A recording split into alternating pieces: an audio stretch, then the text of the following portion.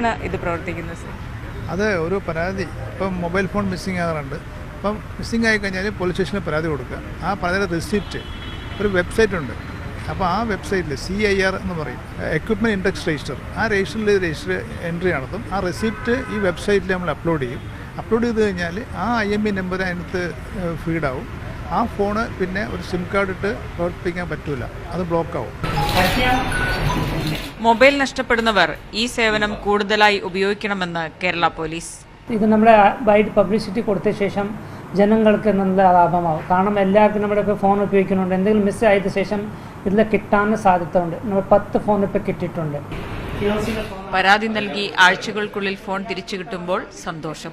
April 20 beach വന്നായിരുന്നു കോഴിക്കോട്. അവിടെ നിന്ന് ഫോൺ നഷ്ടപ്പെട്ടത് ഞങ്ങൾ അന്ന് തന്നെ ഇവിടെ ഒന്ന് രജിസ്റ്റർ ചെയ്തിട്ടുണ്ട്. ശേഷം രജിസ്റ്റർ ചെയ്തായിരുന്നു. ഒരു 2 ആഴ്ചക്കകം അതിൻ്റെ റിസൾട്ട് വന്നു. ഡൽഹി ലാസ്റ്റ് ഫോൺ ഓണായത് ഡൽഹിയിൽ വെച്ച് സൈനിൽ ഓണായി. അങ്ങനെ ആളെ ട്രേസ് ചെയ്തു.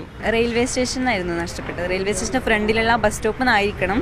അവിടെ നിന്നാവാനാണ് ചാൻസ്. ഒരു 2 വീക്സ് ആയിട്ടേ ഉള്ളൂ. അപ്പോഴേക്ക് തിരിച്ചു കിട്ടിയിട്ടുണ്ട്. ഫോണിലെ സെറ്റിംഗ്സ് മാറ്റിയാലും കണ്ടെത്താൻ കഴിയും എന്നതാണ് പോർട്ടൽ നൽകുന്ന ഉറപ്പ്. നമ്മൾ നഷ്ടപ്പെട്ട ഫോണിനകത്ത് ആരെങ്കിലും സിം ഇൻസർട്ട് ചെയ്യുകയാണെങ്കിൽ നമ്മൾക്കത് അറിയാൻ സാധിക്കും ആരാ ഇൻസർട്ട് ചെയ്തതെന്ന്. അപ്പോൾ അത് എത്ര പേര് ഇൻസർട്ട് ചെയ്താലും ഒരു സിം ഒഴിവാക്കി മറ്റൊരു സിം അതിനകത്ത് ഇട്ടാൽ പോലും അതായത് 2 പേര് അതിനകത്ത് ഉപയോഗിച്ചിട്ടുണ്ടെങ്കിൽ എത്ര പേര് അതിനകത്ത് സിം ഉപയോഗിച്ചു എന്ന് നമുക്ക് ഈ CIR സെൻട്രൽ എക്വിപ്മെൻറ്റ് ഐഡൻറ്റിറ്റി രജിസ്റ്ററിലൂടെ ഈ പോർട്ടലിലൂടെ നമുക്ക് അറിയാൻ സാധിക്കും. കൊണ്ടുപോയവർക്കെതിരെയുള്ള നടപടി എങ്ങനെയാണ്? നിയമ നടപടി എല്ലാവരും കുറ്റവാളികളല്ല. ഫോൺ ചിലപ്പോൾ ഇപ്പോൾ വഴി കിടന്ന് കിട്ടി. അപ്പോൾ അങ്ങനെയുള്ള ആൾ കുറ്റവാളിയല്ല. അയാൾക്ക് അറിയില്ല എവിടെ കൊടുക്കണമെന്ന്. അപ്പോൾ ആൾ പോലീസ് സ്റ്റേഷനിൽ കൊടുക്കും. അപ്പോൾ അങ്ങനെ ആൾക്ക് നടപടി എടുക്കാൻ പറ്റില്ല.